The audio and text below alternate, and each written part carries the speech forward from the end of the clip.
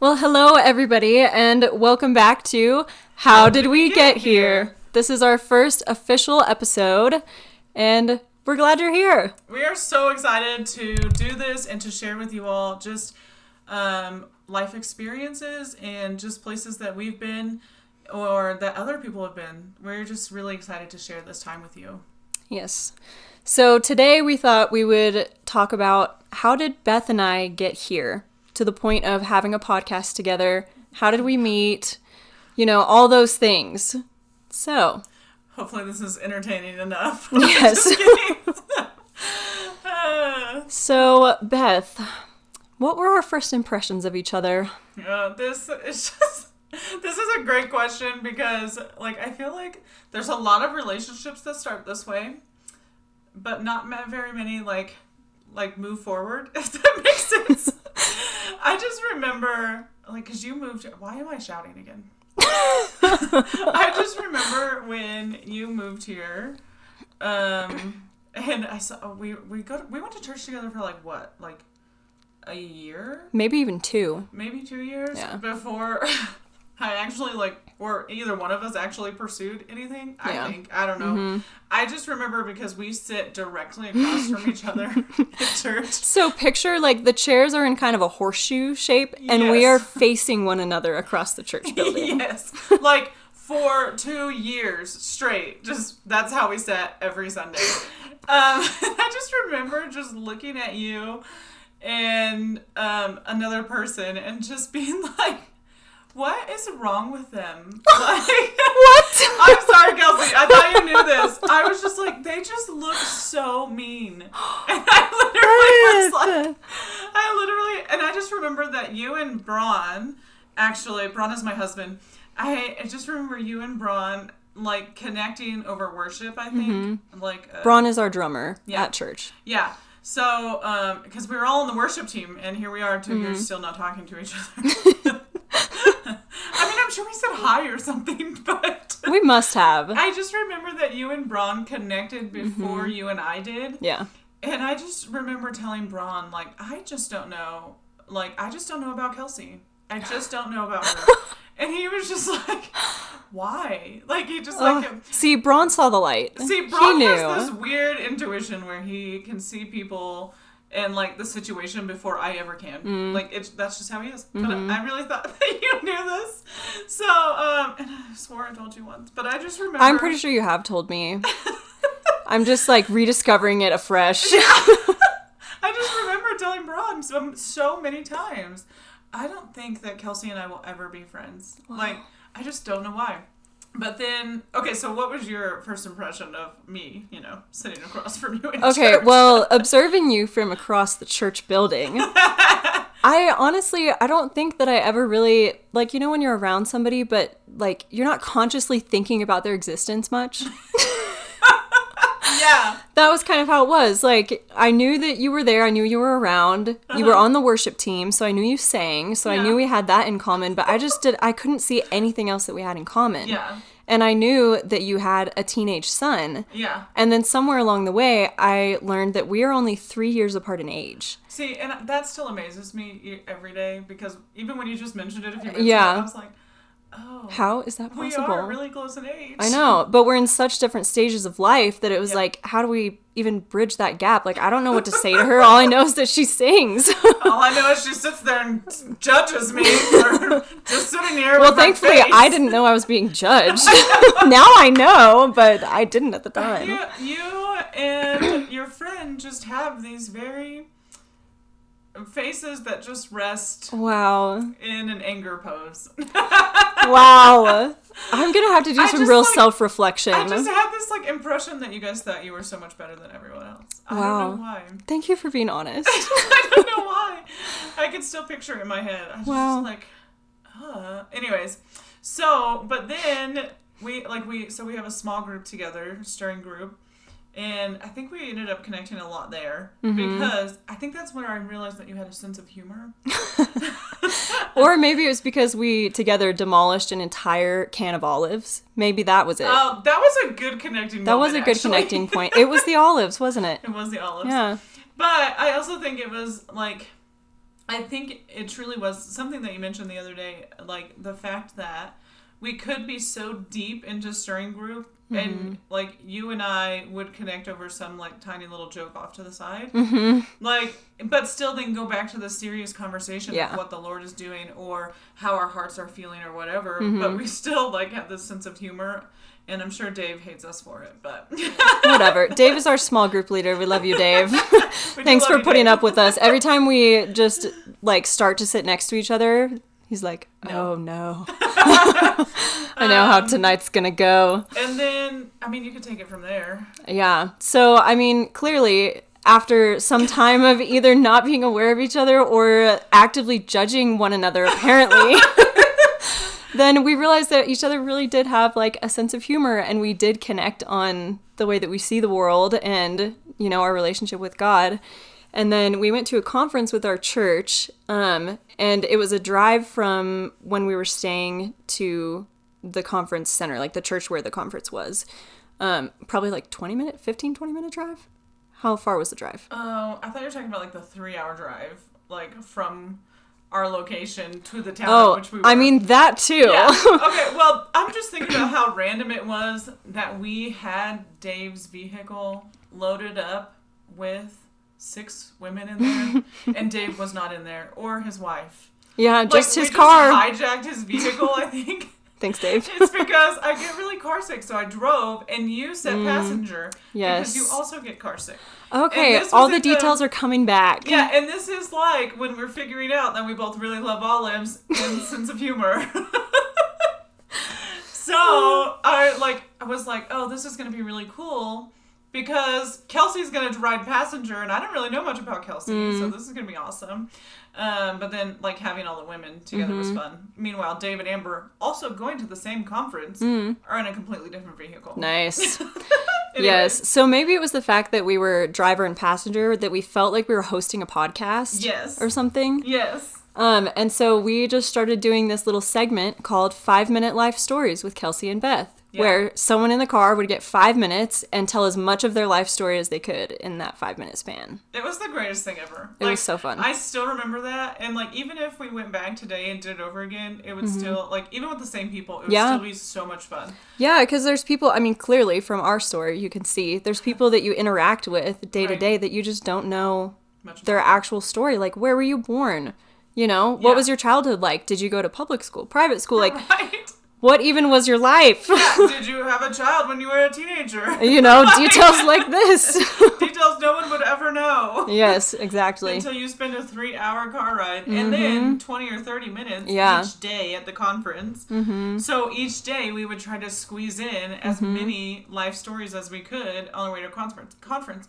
And then every time someone new would get in the car, we would interrogate them. Hot seat. With, like, immediately. questions and stuff. So this is how this all started and came about, is we were like, oh my gosh, we should start a podcast. This would be so much fun. Yes, and this has been the weekly joke for however many years it's been since then. How long ago was that? That was like 4 years ago, right?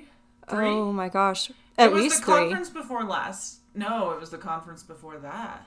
So yeah, it has oh my been gosh, at least 3 years. Yeah. Yeah, and we've been joking about it since then. Yeah.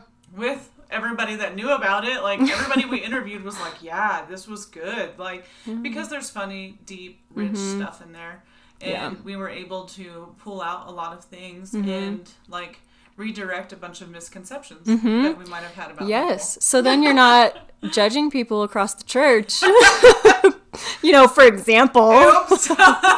Or just, like, not engaging with them because Side note, you don't know who they are. I don't judge everyone, okay?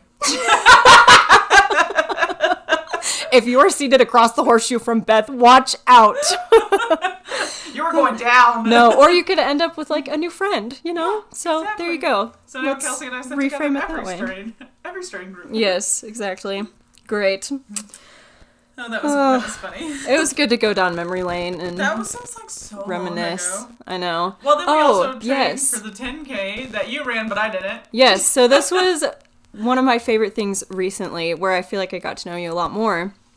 I was training to run a 10K, which, side note, that is a how did I get here moment for me because I'd never loved to run and, you know, had said no at multiple points in my life to running, and this is a total God story that we'll get into at some point, but God just, like, I don't know, gave me a desire to run, which is wild. So I signed up for this 10K, and our friend Braden made me a training plan. Every day of the week had a different thing, which was amazing. I love being told what to do in a workout. Clearly, we do not thrive on a lack of structure. We don't. And so I, started working out every day. I brought it up to Beth, and I was like, yeah, I'll be, like, at the gym every day of my life for the next 3 months or whatever. And she was like, oh, I should come too. Interestingly enough, I felt like the Lord had been talking to me about the same thing. More so, not running a 10K, obviously, but more so just to, like, take care of my body. Like the Lord has given us the temple, to live in and all these things. And I just really felt like he was telling me, to start taking care of it. So, but then you mentioned that you were going to be doing it. And I was like, oh, it'd be so much better to work out with someone. Yes, and it is so much better. And I kid you not, I worked out, I had my training plan with something new every day. Beth showed up to pretty much every single workout. We did, we were doing sprinting. We were doing a lot of running on the treadmill. We ran outside. We did, leg day. Like, it was all a variety of different things. Beth was not training for anything, but she showed up. Yeah, it was fun, though, because I felt like the Lord would show up in it, and he would also, like, push us to things that were really hard. Like, and show us different aspects of, like, what really hard looks like versus, like, what we thought it would look like. Like, we're like, oh, this sounds bad. And then it wasn't actually that bad. Yeah. So that was actually really fun. Yeah, shout out to Intervals for that. You know what? To this day, I still can't even remember what the hardest one was. Oh, I can remember. It was the one where you weren't there. Okay, wait, you just said I went to everyone.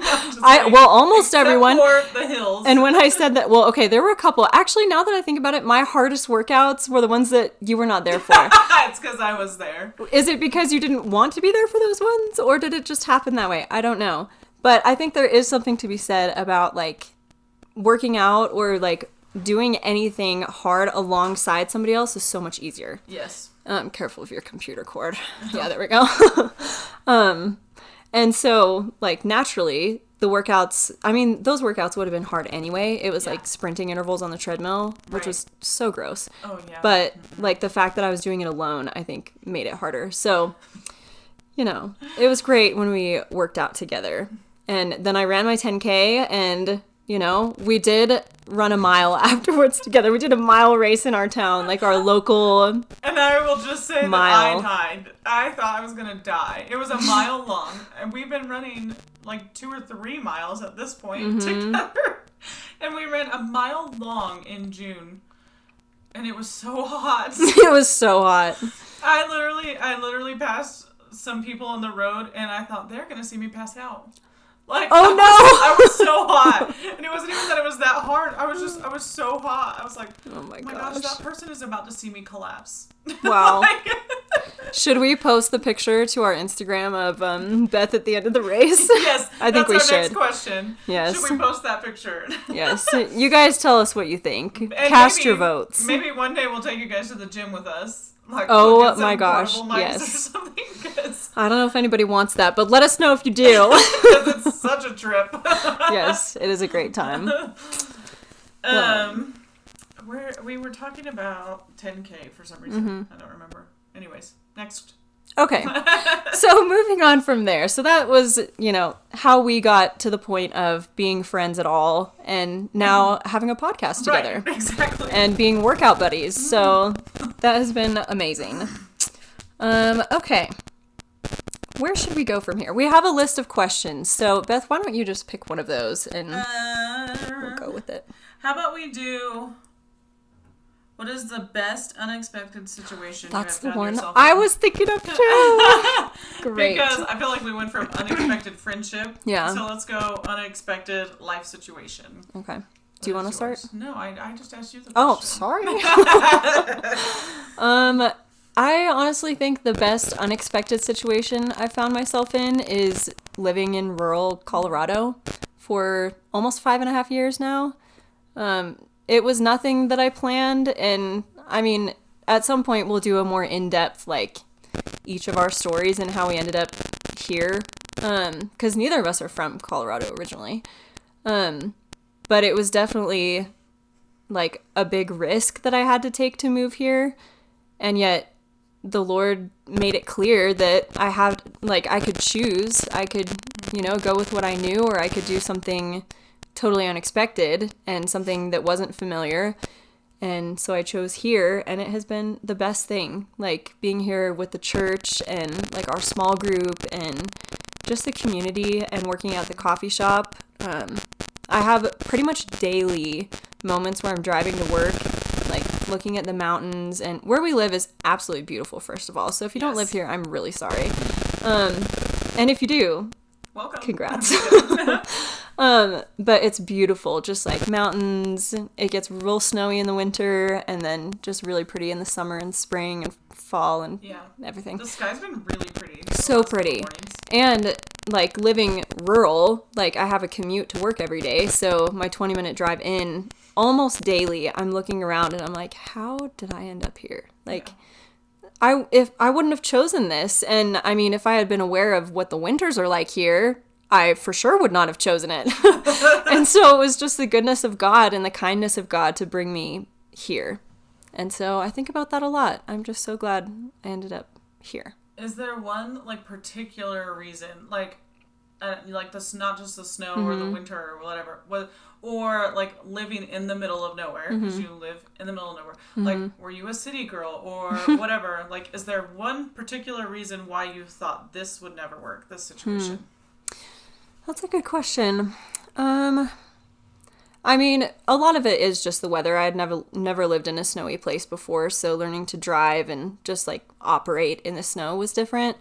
But even just moving to a different state, like, I don't have family in Colorado. Like, It's not anywhere, that I would have considered moving unless the Lord brought it up in the way that he did. Yeah, it just wasn't on your radar. It was not on my radar at all. Yeah, and I think even, like, I'm from not a small town like this. Like, this is a small town. I'm from, like, the suburbs, like Bay Area, California, suburbs. I'm just laughing because I'm from a small town, smaller than this. Okay, well, you're from Kansas, so that's a whole different level. I've been through Kansas, okay? Once, and you broke down. Yeah, and I think once was enough, truly. But I think also just, like, I mean, the small town nature of it, but the fact that it's a ranching community, and I had just never been exposed to, like, real cowboys and ranchers. Yeah. So it's just nothing I would have considered. Yeah. Interesting. What about you? What's your most, like, your best unexpected situation? I have a lot of unexpected life situations. Really? But I think, like, my most... Wait, what was the question? Your best unexpected situation. Obviously, my best unexpected life situation was having a child at the age of 13. Miraculously. Crazy. Very unexpected. But like at a time in my life where I didn't have the relationship I have with the Lord now, obviously. But I still don't know like what the whole purpose of that like unexpected life situation was. So I'm excited like to see where it goes, but also like it's been such a fun journey, like coming from a teenage mom, single mom, into like I went and got my degree, and then I went and I got married to my best friend and had more kids, and now we're in Colorado. Like, but just to see like the evolution of it is like probably the best thing ever. And now he's 18 and a senior. Oh, so crazy. And it's very sad because like a lot of people will tell you like not first time, well maybe, but like your first kid that you have to let go of, or like or like your first kid is like the kid that you experiment on. Like, you just don't know what you're doing. And I feel so bad for that kid. Like I'm just like, dude, I'm sorry for like the way that I was as a teenager. Like, and you had to be there for it. But yeah. So it goes to say without saying that having a kid at 13 was my most unexpected life situation, but best. Yes. Yeah. And I think it is amazing. Like, when I found out that you had him that early, I was so shocked because, like, you're such a joyful person and you are so resilient. Like, I don't know, you just, like, exude this confidence and this joy that, like, I would never have known the tough stuff you went through from the way that you carry yourself. That's so interesting. And so I feel like maybe the Lord has just healed that part of your heart a lot, Yeah. or like gifted you or something. But like, just watching you interact as a mom now, like, even though we're not that far apart in age, like, Yeah. I feel like you're just like eons ahead of me in like life experience and motherhood. But like, I don't know, you just have such a lightness to you that I wouldn't expect knowing your story now. Yeah, that's Yeah. interesting. Well, it's just like one of those how did we get here moments, like that I often think back on, like, holy crap, like I have a senior. I don't know, like I have a senior in high school and he's 18 and I have 2 other kids. Like, it's just like, yeah, it is constantly one of those, how the crap did I get here? Yeah. Yes. Not just how did I get here, but how the crap. And where do we go from here? Like, Yeah, exactly. what am I is even supposed to next? do? There was something else I was going to add to that, but I can't remember what it was, so moving on. Okay. Well, kind of related to that, you mentioned that, like, your life has been through a lot of phases, like from, you know, having your kid in high school to It was actually middle like school. middle school. Oh, well, okay. Having your kid in middle school. Sorry. 7th grade, okay? 7th grade. And raising him through high school, you know? Yeah. And then, like, you know, all the jobs that you went through. Yes. What is one job that you have worked in your life that just constantly had you asking, how did I get here? So it's funny, like, after I had Ethan, I knew that, like, you know, there's labor laws. Like, you can't, like, just, like, pick up a job at 12 or 13 kind of thing. Like, That's probably wise. but, like, as soon as I was able, I remember just knowing that I wanted to be a nurse. My older sister was a nurse, and I just wanted to be just like her because I was like, oh, that's so cool. Like, I want to do that.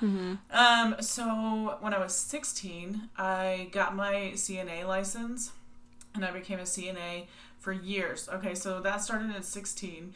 And then I went on, when I went to college, I got my medical assistant degree and did that. And then we moved here.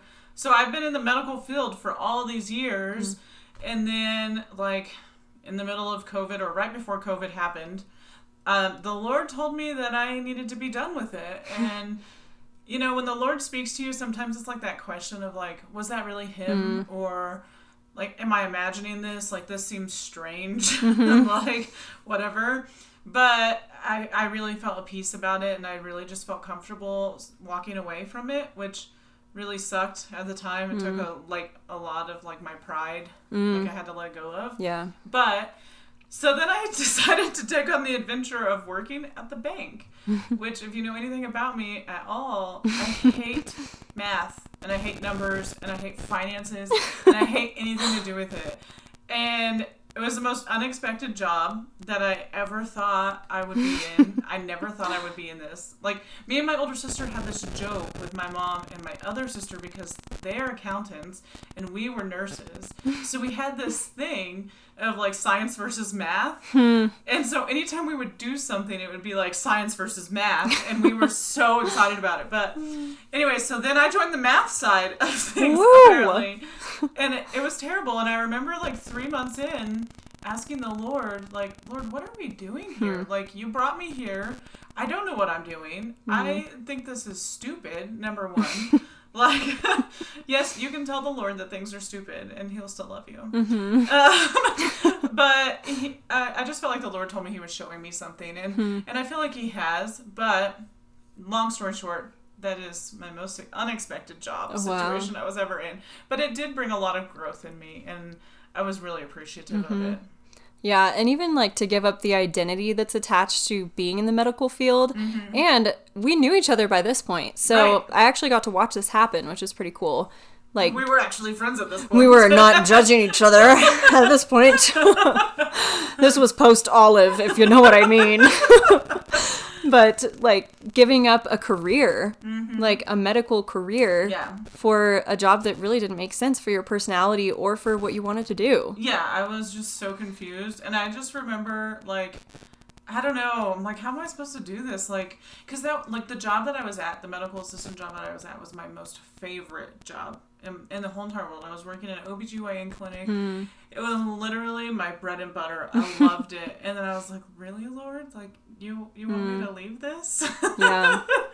But it's cool looking now. Like, I mean, you can see so much, like, in retrospect, looking back at if you had been in nursing still, would you have given that up to pursue, like, your small business? Right. Like, it's like these little steps of, like, little surrenders along the way. Yeah. And now you're, like, in a place that you could never have imagined. Right. Because Which I feel like yes. the Lord showed me a lot of small business ownership. And, like, I think that's the whole reason why it was born, like, into me or developed into my spirit, is because the Lord knew it was going to happen, and he just wanted to show me what it looked like.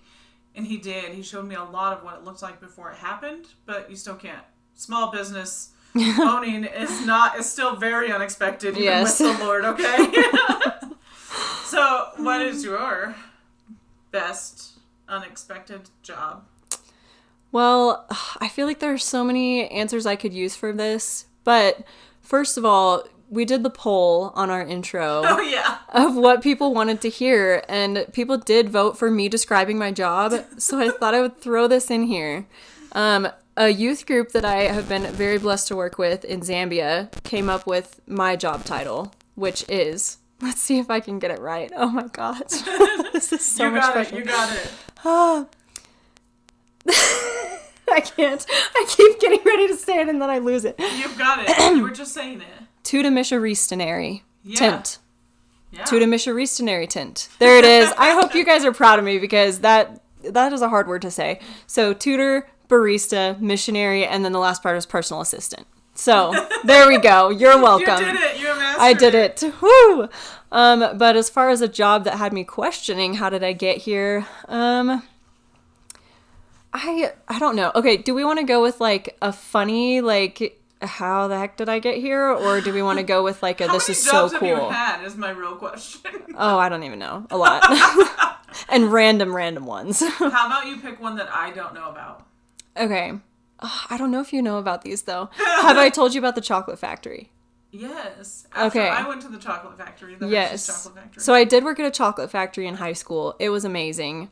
Was it unexpected though? It was a little bit unexpected, and we also had the actual chocolate conveyor belt from the I Love Lucy show. Oh, that's awesome. The exact one. So I got to work on that machine, and it is really scary when it gets going fast, and you have to pull the chocolates off of it. Why would you make it go that fast?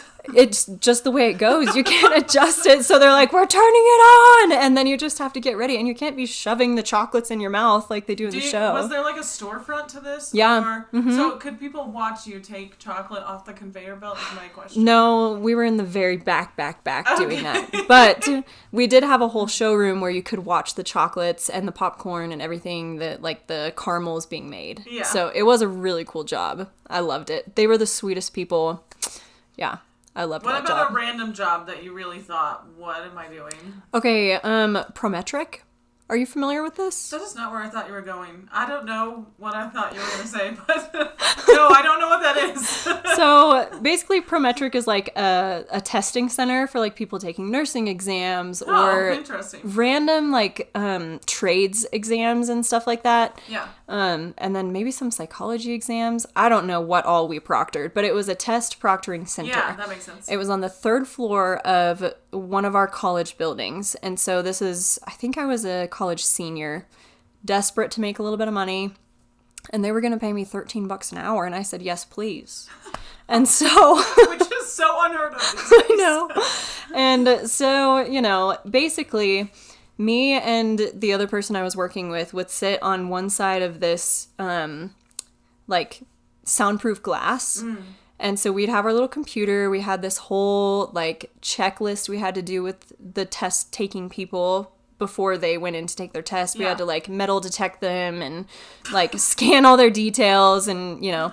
And then we would have to walk around the room that they were testing in on the other side of the glass every 10 minutes just to make sure no funny business was going on. And then we'd have to scan our finger on a little machine on that side to show that we had walked around. Oh my gosh. But the odd thing about this situation was it was soundproof glass. However, the people that installed it backwards. So it should have been that my coworker and I could have a little conversation quietly and the test takers would not be disturbed. But as it was, the glass was installed so we could hear every little paper crinkle.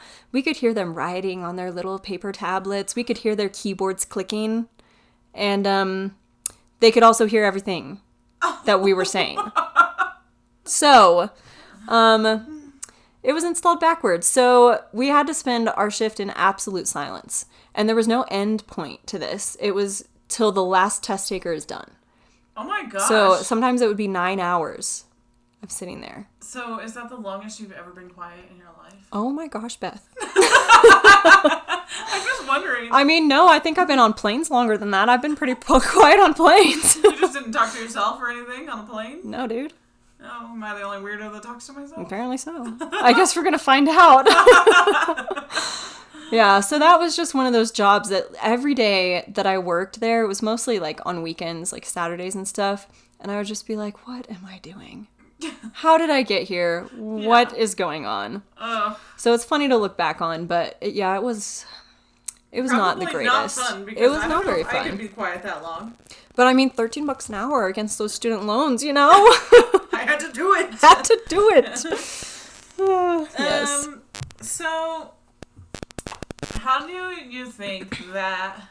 Do you think that unexpected job situation led you anywhere? Like, do you think it got you anywhere, or like, did you meet someone there that got you somewhere else, or was it just a like stepping stone that was just like, okay, you're out? Literally none of the above. Nothing. And I think that's It why. was just pointless. Yeah, like I look back and I'm like, yeah, it's a funny story, like, but I don't see any like deep value in it. Yeah. But maybe that is like the lesson in it. Like, not every season of your life does everything you're doing have to be incredible or amazing or lead somewhere, quote unquote. Yeah. Like, or productive. Yeah. Like, just be a season. Right. And maybe I was just learning to work hard and like, to sacrifice, because I couldn't hang out with my friends on Saturdays because I was in the freaking Prometric office. Just sit there being quiet. In doing absolute nothing. silence for hours. And, You know what? Maybe it was a test of your, like, self-control. Yeah, I mean, we were proctoring tests and I was being tested. So it was a testing center in every sense of the word. Oh, gosh. So, okay, so how do you think, if that didn't lead anywhere, where are you at now? Like, what is your... If Prometric didn't get you here, then how did you end up here? No, like, what is your, like, how did you get here? Where, like, what season are you in now? I'm not asking that question correctly, but... Yeah, well, I mean, it's still a good question. Yeah. I think just recently, well, I went to visit my mom in Zambia this summer and got back, I don't know, a couple months ago now, a month and a half ago, whatever. I don't know, you were gone for months. Yeah, longer than I intended to be, but that's the story for another time. But I think coming back from that, I have really felt like this is a new, like, to put it in Christianese, but this is so accurate. The word season, it's so accurate, so I'm going to use it. Like, yeah. I'm in a new season of my life where I'm working many jobs part-time and kind of creating my own schedule, which is amazing, and I get to do a variety of things. So, like, whether it's tutoring, we're actually recording in our tutoring center right now, which is fun, and, working at the coffee shop and... mission team stuff with the church and everything church, youth group and worship team and whatnot. Like, doing everything instead of nothing in a proctoring center. Yeah, exactly. So maybe it's just a contrast. The Lord was like, listen, there's going to be a time when you're doing a lot of things, but right now just sit and listen to these people's freaking noises. But anyway, yeah, I just feel like this is a new season where I'm learning to take care of myself. I've also been sick a lot recently, which I feel like God is teaching me something, which I still haven't figured out completely, about where my value comes from. And I think when I am so restless when I'm sick and can't be involved in everything all the time, I feel him saying, like, where does your value really come from? Is it from being involved in everything all the time and like, you know, being needed in a setting, or is it just from existing? And so when I don't have an option except to just exist, like, I kind of have to learn that. Yeah. So I feel like I get to do a lot of different things right now, but also I'm learning how to do nothing. Yeah. Again, like Yeah. in Prometric. It's all come full circle and still have the same value as a human. Right. Yeah. What about you? Spot to be in. I feel like, so I'm no longer at the bank, which I didn't mention that before. I do not work at the bank any longer, obviously. But I feel like the Lord is leading me into something like really strange. Like, you know, we've been talking about it a lot at ladies group. Like, there's different layers to everything that the Lord is doing. And like, once you think you figured out one layer, then like a whole new layer comes off. It's like an onion. Like, there's just so many layers. Like, oh, I think I have my identity figured out. And then the Lord's like, well, actually, there's one more spot I want to show you that I want to work on, like, kind of thing. So, like, I feel like I'm just deep in one of those layers. Like, I'm deep in an onion right now. Like, Deep in an onion. like, I just, like, when I took on small business ownership and, like, quit full-time employment, I felt like the Lord walked me through what trusting Him looks like fully, and just knowing that He's going to provide for us and all that. And so I still feel like I'm in that season, but I'm like at the top of that. Does that make sense? Like I do trust the Lord. I do trust that He's going to provide and all these things. But now He's bringing me into something else where I think He's teaching me how to not be so busy, like you. Like I don't have to do everything, but also like how to be like just a mom and just a wife. And maybe even like this word is so cliche for me and I really don't like it. And I think that's why the Lord is showing. Maybe the Lord likes to show me things I don't like. Oh, this is a big revelation.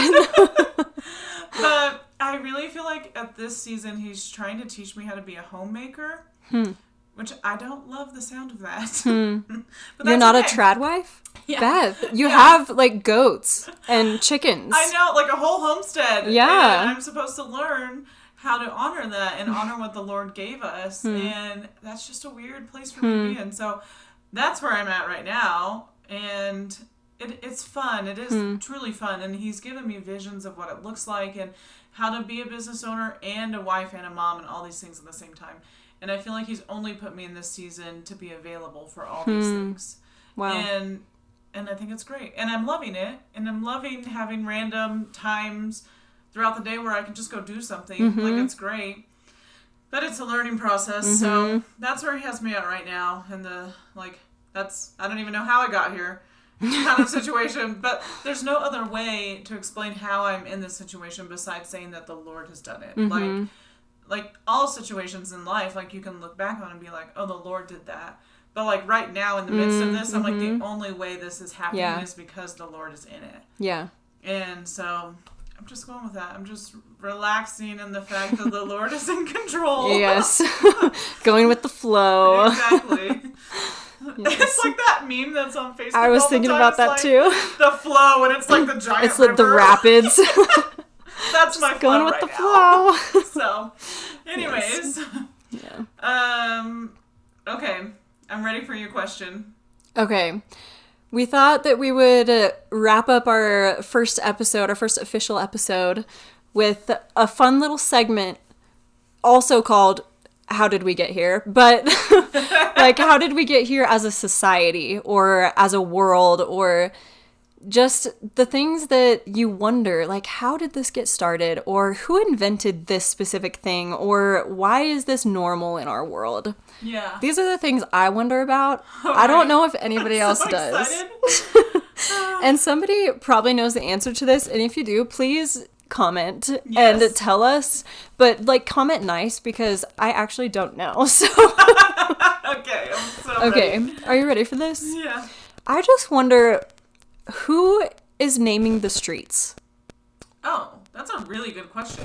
Like, I think about this a lot when I drive, especially through towns I've never been to before. And there's some really creative street names, and then there's, your 3rd Street, 4th Street, whatever. Like, some cities are on a grid. Like, I know Yeah. Indianapolis is like a huge grid. Yeah. And so, number streets make sense. But then, like, the little random names of streets, are always so funny to me. Maybe they're named after somebody. Why do we have like 500,000 Washington streets? Not even in the state of Washington. Are they after George? Is it, some other Washington dude? I don't know. So I mean, it is quite a thought, but on Gilmore Girls, because I love watching the source Gilmore of all Girls. knowledge. Yeah, you have to get all knowledge from Gilmore Girls. The town council named them one time. Okay. And they, literally voted on if they wanted them to be, pre-World War II street names. Oh my gosh. And they were, but one of them was Sores and Boyle's Alley, because that's where the hospital was. That's good. That's very good. Okay, one more. This one, I told you I wasn't going to ask you this, but, I really, really want to know who invented a flushing toilet. Because, that is a great question. At what point in the world did they say, we're going to stop burying our crap, and we're going to invent this toilet where you can flush it down? The whole system itself. Yeah. And indoor plumbing in general. Yeah, city sewer systems. That's gross to me. Where is all of this crap going? That's a great point. Yeah. And also, who thought of eating a banana? Wow, so many things to wonder. Oh my. Well, okay, related to your Gilmore Girls thing about the street names, so I did a quick Google search. Oh. And I found some of the weirdest street names in the Not US Sores of A. and Boyle's Alley. That was maybe better than anything I found. But Okay. here are some of them and the states that they come from. In no particular order. From the one article that I found on Google. Okay. Okay, I'm ready. Okay. In Maine, Up the Road. UPTHA Road. Up the Road. Love it. Where? Up the road. What road? Up the I'm on road. Up the Road. Great. Love it. Mississippi, Memory Lane. Very sweet. Yeah, that's sweet. a good I one. like That's a that good one. Kansas. So you should feel proud of this one. Okay, I'm ready. Gravy Train Lane. Hey, I could make some gravy Yes. on Gravy Train Lane. Yes. I think you need to maybe invent a new special for your bakery called Gravy Train Lane in honor of your roots. Gravy Kansas. Train Lane. Yes. Nebraska, 9th and a half Street. This has nothing to do with Harry Potter, surprisingly enough. Just 9th and a half. 9th and a half. That's all you need to know. New Hampshire, North Sandwich Road. Nobody cares about South Sandwich. Let's not even mention it. Just North. Just go to the north end of Sandwich. No, you don't want to know about South Sandwich. Ohio, Seldom Seen Road. This is a highway. Seldom what? Seldom Seen Road. As in scenery? No, SEEN. Seldom Seen Road. Oh. And it's That's kind of a 2-lane highway. That's really creepy. It's not seldom seen. Okay, Oregon. I love this one. Have It Your Way. HAVITURE. Have It Your Way. Oh my god. Washington, Toe Jam Hill Road. Ew. Apparently there's one in Glenwood Springs, Colorado called No Name Lane. So is this when their creativity just ran out? They were like, we have The no city name. council was like, oh, I'm done. tapping out, meeting's over, gotta go home, it's 5 o'clock. It's not named today. Yeah, and then they just never got around to it. And then perhaps my favorite and the last one, Illinois, Supreme Court. Road? No, Highway? Court. Supreme Court. Oh my gosh. Oh my gosh. Clever. So those are my street names and what I wonder about. And I think we should research who invented a flushing toilet. I googled it real quick, but Okay, there's good. a lot of information there, and Oh a my. bunch of different inventors of different eras. I think I'm gonna have to look into this more. Wow. So, Yeah. there's some confusion Yeah. about the inventor. There might be a little. I bet it was a controversy. woman and some man was like, I invented the toilet. I bet so. Yeah, probably.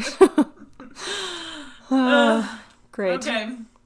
Well, I think that's all we had for today. it is. We went through everything so fast. So efficiently. Yeah.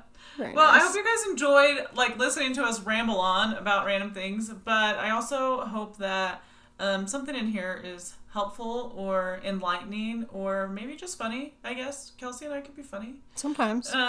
So let us know in the comments how we did today. Yes. Great. And we did promise in our intro that we What did you say? We are be posting. We are be posting again soon. We are be posting again soon. Okay. So stay tuned. Stay tuned. We will be back.